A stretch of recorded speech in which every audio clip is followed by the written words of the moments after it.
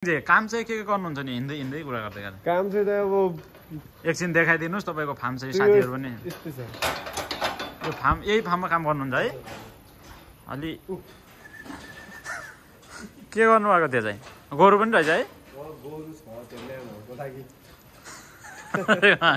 bike हरायो अनि के काम गर्नुहुन्छ नि दिनभरि यहाँ त गाई त खाना मजाले खाइरहन् गाई के घाँस आफै दिनुहुन्छ कि खोले पानी यता उता त्यस्तै छ खोले पानी घाँस मेसिनबाट दिनुपर्छ कि घाँस आफै दिनुहुन्छ गाडी छ यो रातो गाडी ए मिक्स गर्ने मेसिनबाट हो कि त्यहीमा मिक्स गर्छ अनि त्यहीबाट एक्लै हो तपाईँ हजुर म एक्लै हो कतिजना हुनुहुन्छ नि कामदार छैन नि म मात्रै हो गाई एक्लै दुनुहुन्छ यत्रो गाई सबै दुन्छु दाजु अनि के छ हाम्रो नेपालमा त 4-5 वटा गाई पनि पाल्न एकदमै गाह्रो छ भनेपछि चाहिँ यहाँ त धेरै गाई देख्दाखेरि म पनि अचम्मित छु यो गाई के गरेर दुनुहुन्छ एक्लै मेसिन छ दाजु परको घरमा मेसिन छ दाजु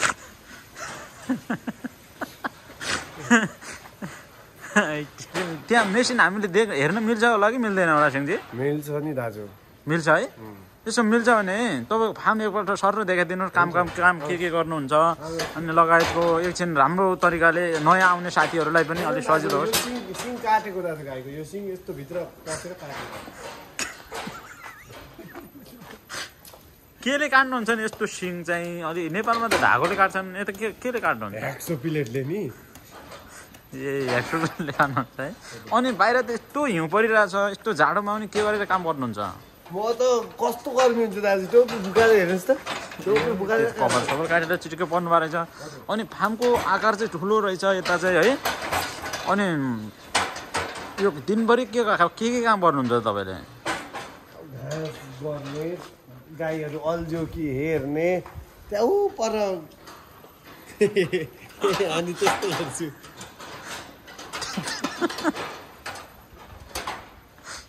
त्यो चाहिँ के गरेको हुन्छ भन्दा कर माग्दैछ हौ ए त्यो गरेको के गर्भधारण गर्ने समय हेर्नुपर्छ तपाईँले हजुर गर्भधारण गर्ने समय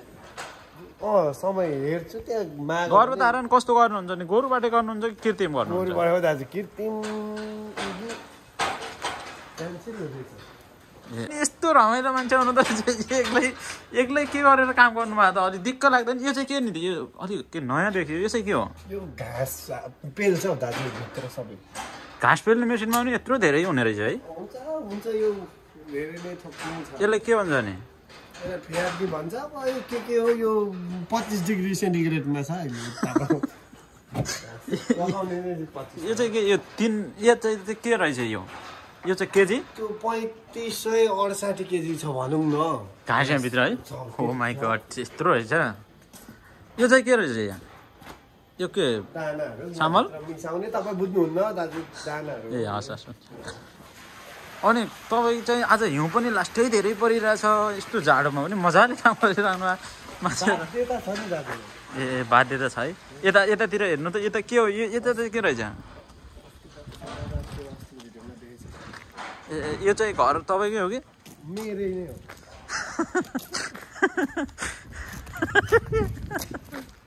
तपाईँकै घर है अनि सिंहजी कोरिया त आउनुभयो है कोरिया आउँदाखेरि कोरियाको काम चाहिँ कस्तो लाग्यो तपाईँलाई धेरै गाह्रो छ है दिक्क लाग्दैन घर जाउँ कहिले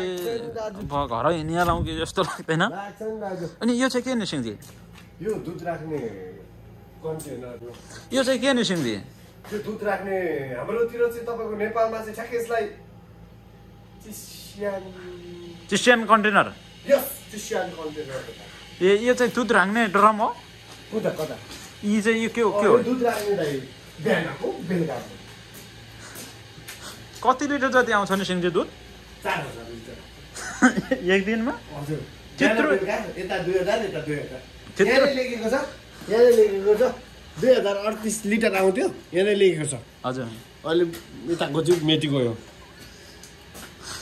यस्तो व्यवस्थित तरिकाले गर्नुभएको छ है व्यवस्थित छ नि दाजु हुन त कोरिया जस्तो ठाउँमा के दुध चाहिँ यो ड्रमबाट छ र डङ्गुर नि हो दाजु भरि छ दिउँदी छ हो 2000 लिटर जति छ है छ यो चाहिँ के यो सेथा कि यसलाई वासिङ मेसिन भन्छ हौ भाँडाहरू पनि माझ्छ लुगाहरू पनि धुन्छ त हेर्नु भाँडाहरू पनि छ मान्छे नि बडा रमाइलो हुनुहुँदो रहेछ तपाईँ अनि 2टा कन्टेनर है यो चाहिँ के पाइप यो पाइप चाहिँ के हो यो पाइपहरू यसो दुधहरू निस्किन्छ यो पाइपबाट यता दुध हाल्ने है यो चाहिँ के नि मुख्य मेसिन गाई दुहुने मेसिन यही हो दाजु ट्रान्सफर पनि हुन्छ अब यो छैन भने मेसिन पनि चल्दैन होला हौ भित्र जान मिल्छ है यो चाहिँ के नि यो गाई दुहुने ठाउँ है उताबाट क्यामेराले अब चाहिँ हेर्ने भयो ओहो यस्तो रहेछ हौ सिंहजी यहाँ त यो त ओ माई गड यही मेसिनले गाई दुहुनुहुन्छ है स्वाट गाई आउँछ स्वाट गाई आउँछ फ्याट झिकेर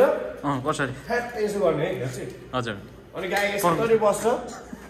अनि हामी ठक्क समाएर टक्क लगाएपछि कसरी अब यस्तो हुन्छ है हजुर अब यो यसरी राखेको छ यसरी ल्याउने हजुर गाई चाहिँ तपाईँको यसरी बस्छ यसरी बस्छ अनि हामी चाहिँ यसरी लगाउँछौँ क्या अनि दुध आफै जान्छ नि मान्छे गर्छ यहाँ चाहिँ माथि चाहिँ के हुन्छ नि माथि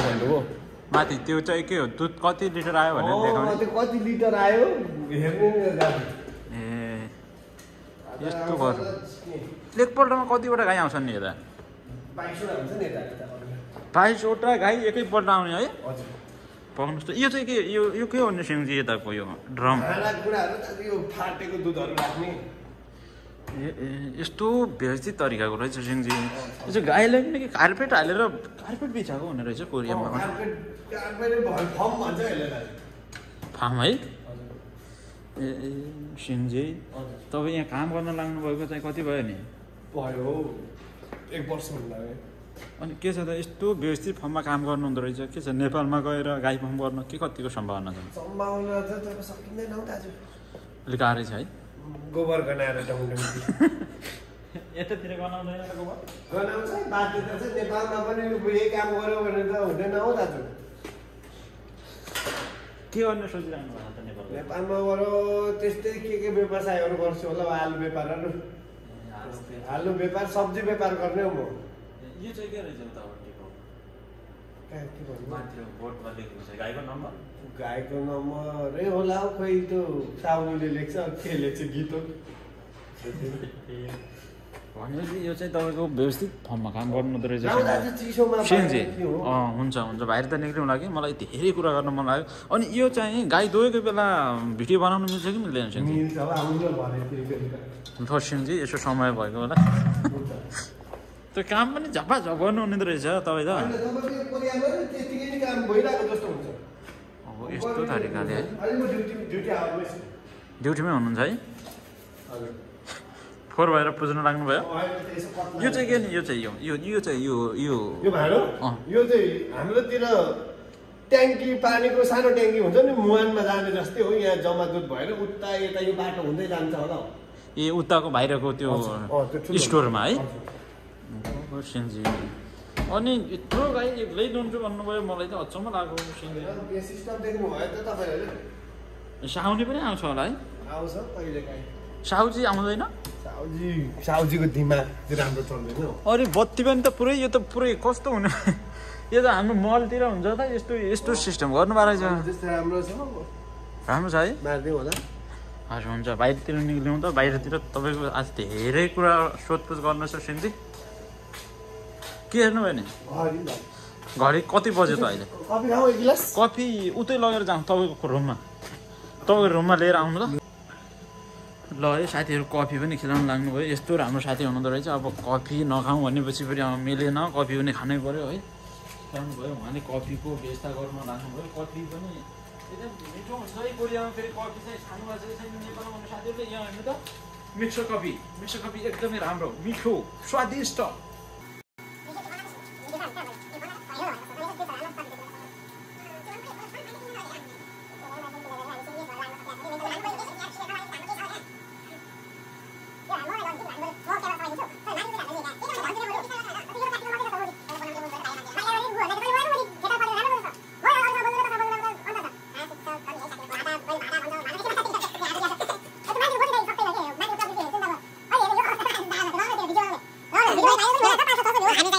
आज ल आउनुहोस् है तपाईँको घरतिर गएर आज एकदमै कोरियामा जाडो पनि छ है साथीहरू एकदमै यो मौसम पनि एकदमै खराब भइरह आजभोलिको समयमा 4-5 दिन भयो है एकदमै हावाहुरी चल्ने एकदमै सोचे जस्तो मौसम भइरहेको छैन साथीहरू आफ्नो ख्याल गर्नु होला जहाँ हुनुहुन्छ जस्तो अवस्थामा हुनुहुन्छ सेङजे अनि के छ अरू यहाँ साथीहरू टन्नै हुनुहुन्छ धेरैजनाले हेर्नु भएको छ बाई बाई भन्नुहुन्छ यस्तो रमाइलो छ हेर्नुहोस् त यसरी काम गरिरहेछन् कोरियामा साथीहरूले हामी भने बेरोजगार हुँदै बस्नु परिरहेछ साथीहरू